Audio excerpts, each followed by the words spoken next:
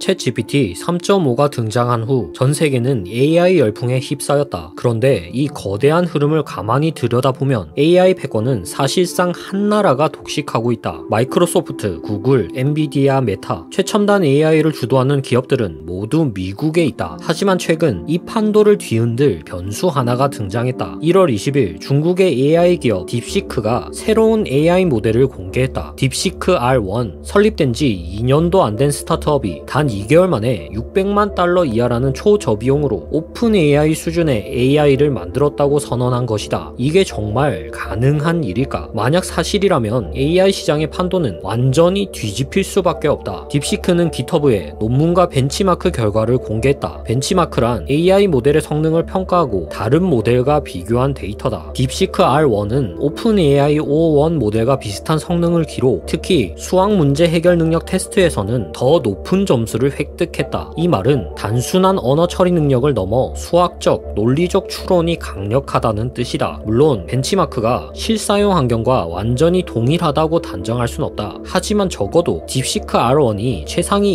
AI 모델들과 경쟁할 수 있는 수준이라는 점은 분명하다. 어떻게 이런 성능이 가능했을까? 그 이유는 기존 AI들과 완전히 다른 훈련 방식에 있다. 일반적으로 AI 모델들은 지도 학습과 휴먼 피드백 강화 학습을 거친다. 지도 학습은 사람이 정답을 가르쳐주는 방식이다. 정답이 포함된 데이터셋을 이용해 AI 모델을 훈련시켜 정해진 답을 예측하는 능력을 기른다. 하지만 지도 학습만으로는 창의적이거나 유연한 답변을 생성하는 데 한계가 있다. 그래서 휴먼 피드백 강화 학습이 추가된다. 휴먼 피드백 강화 학습이란 AI가 답변을 생성하면 사람이 직접 어떤 답변이 더 적절한지 점수를 매겨 피드백을 제공하는 방식이다. 지도 학습과 휴먼 피드백 강화 학습의 결합을 통해 AI는 더 자연스럽고 인간적인 답변을 생성할 수 있게 된다. 챗 GPT가 대표적인 예다. 그런데 딥시크는 이와는 조금 다른 길을 택했다. 딥시크 R1 이전에 먼저 만들어진 모델이 있다. 딥시크 R1 제로. 이 모델의 가장 놀라운 점은 지도 학습도 휴먼 피드백 강화 학습도 거치지 않았다는 것. 순수 강화 학습만으로 훈련된 모델이라는 것이다. 강화 학습과 휴먼 피드백 강화 학습의 가장 큰 차이는 답변의 평가를 누가 하는가에 있다. 강화 학습은 AI가 스스로 학습하는 방식이다. 대표적인 예가 알파고다. 알파고는 사람이 바둑을 직접 가르쳐주지 않아도 스스로 바둑을 두면서 강해졌다. 이 스스로가 핵심이다. AI가 바둑을 둔다. 스스로 잘 뒀는지 못 뒀는지를 평가한다. 스스로 피드백하며 전략을 개선한다. 여기서 사람이 개입하는 부분은 단 하나. 무엇을 잘 뒀다고 판단할 것인가. 바둑으로 치면 흑과 백의 점수를 계산하는 규칙이다. 강화 학습에서는 이러한 평가 기준을 보상 모델이라고 부른다. 보상 모델이 설정되면 AI가 처음부터 끝까지 스스로 학습할 수 있다. 딥시크 R1 제로는 이런 순수 강화 학습만으로 학습된 모델이며 놀라운 추론 능력을 보였다고 논문은 설명한다. 하지만 여기서 예상치 못한 문제가 발생한다. AI가 스스로 학습하다 보니 AI 자신은 이해할 수 있지만 인간은 이해할 수 없는 언어를 생성하거나 여러 언어를 혼합해 학습을 하는 문제가 발생했다. 가독성과 사용자 친화성에 큰 문제가 생긴 것. 게다가 강화 학습의 고질적인 문제인 초기 학습 불안정성도 나타났다. 이는 학습 초반에 AI가 시행착오를 거치면서 헤매는 현상을 말한다. 딥시크는 이 두 가지 문제를 해결하기 위해 강화 학습 이전 단계에서 소량의 특수 데이터를 도입했다. 바로 사람이 읽기 쉬운 형식으로 작성된 COT 데이터다. COT 데이터는 지도 학습의 정답 데이터셋과 비슷하지만 단순한 정답이 아니라 사고 과정까지 담긴 데이터다. 답을 맞히는 것이 아니라 어떻게 답을 도출하는지를 학습하기 위한 데이터인 것이다. 딥시크는 학습 초기 단계에서 소량의 COT 데이터를 적용해 R1 제로에서 발생했던 언어 혼합 문제와 초기 학습의 불안정성을 보정했다. 이유는 다시 강화 학습을 반복하며 중간중간 체크포인트를 설정해 AI가 스스로 만든 답변을 다시 미세 조정 데이터로 활용하는 다단계 강화 학습 방식을 도입했다. 그렇게 단 2개월 만에 탄생한 것이 바로 딥시크 R1이다. 딥시크 R1은 기존 모델보다 더 자율적이고 유연한 답변을 생성할 수 있게 되었다. 일반적으로 AI 모델을 훈련하는 데에는 천문학적인 비용이 필요한 것으로 알려져 있다. 그런데 딥시크 R1은 고작 600만 달러 이하. 어떻게 이런 비용 절감이 가능했던 걸까? 그 비결은 최적화 기술에 있다. 기존 AI 모델들은 16비트나 32비트 연산을 사용한다. 이 방식은 연산 정밀도가 높지만 그만큼 계산량도 많다. 하지만 딥시크 R1은 8비트 연산을 연산을 활용했다. FP8은 FP16 대비 연산량이 절반으로 줄어든다. 딥시크는 정확도가 필요한 부분에서는 FP16, FP32 연산을 혼합하는 최적화 방식을 적용했다. 이외에도 지식 중류 같은 모델 최적화 기법도 활용했다. AI 모델의 효율성을 극대화하도록 설계한 것이다. 그리고 그렇게 만들어진 모델을 오픈소스로 공개했다. 딥시크의 깜짝 등장에 기존 AI 강자들의 주가는 순간적으로 급락했다. AI 업계는 긴장감에 휩싸였다. 하지만 기존 강자들도 가만히 있을 리 없었다. 1월 28일 마이크로소프트가 새로운 논문을 발표했다. 지금까지 AI 학습에는 사용되기 어려웠던 FP4 연산이 AI 학습에 적용 가능하며 그 정밀도 역시 FP16과 유사하다는 연구 결과였다. 딥시크 열풍에 시장이 술렁거리자 마이크로소프트는 이렇게 말하는 듯 했다.